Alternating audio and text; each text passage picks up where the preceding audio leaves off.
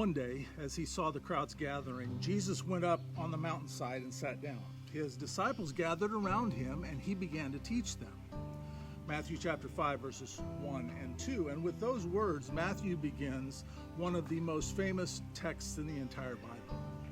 Dennis began a series this past Sunday focusing on that text, known as the Beatitudes.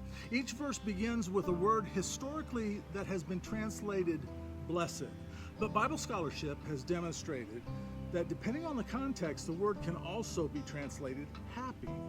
The curious thing is that the conditions Jesus describes in these verses are the exact opposite of what we normally associate with being blessed or experiencing happiness. It seems like Jesus is challenging us to rethink the way we define those concepts.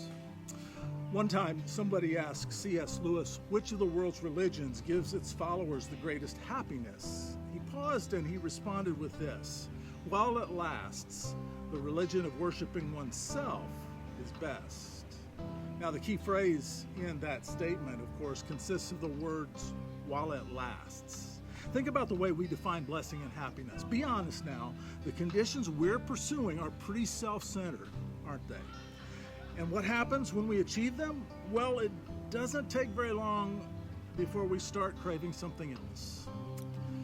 When all is said and done, happiness is not the thing to pursue. It is the result of moving in the right direction, even if it means we endure times of poverty and times of loss.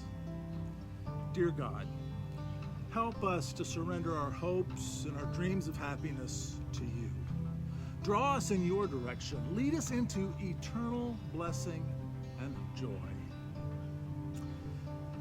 Do you have periods of poverty or loss in your past that you now see as blessings?